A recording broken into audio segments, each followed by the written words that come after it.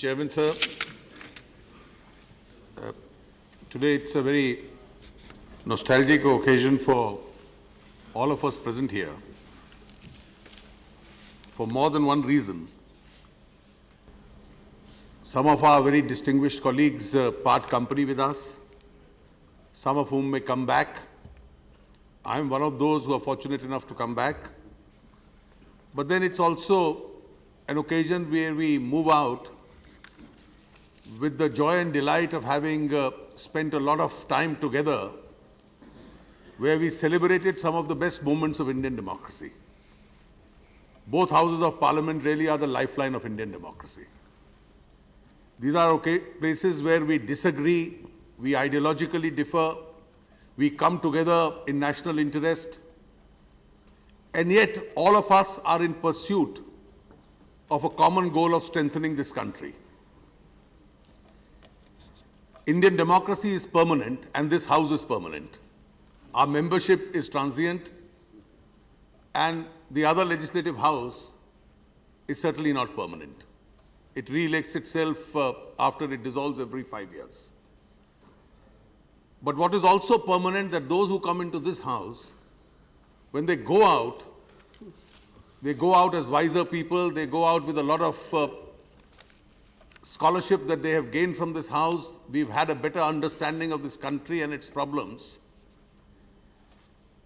And we go out of our legislative memberships, but we still continue our permanent vocation, which is public service.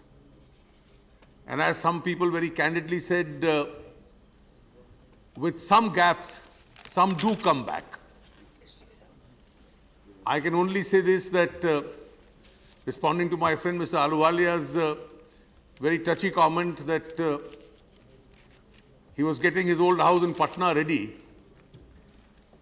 We must do that, but there is never a last day in the calendar of politics. That's the strength of politics. And therefore, our strength, our experience always gives us different responsibilities.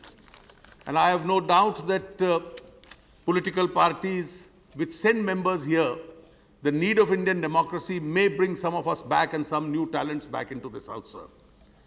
So I wish each one of our colleagues who's moving out today the very best in his future life. We'll miss all of them. And I must particularly say that I'll miss my very distinguished colleague, Mr. Ahluwalia, whose colorful personality was almost synonymous with the culture of this house.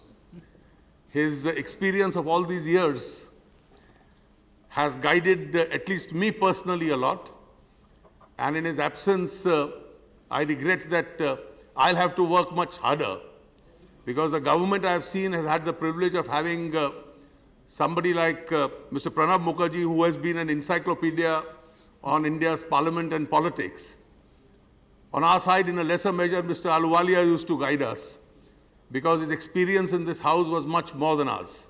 And I'm sure he too, in pursuit of this public service, would continue to serve Indian democracy and this country the best. My very best wishes to all the members who are retiring today, sir.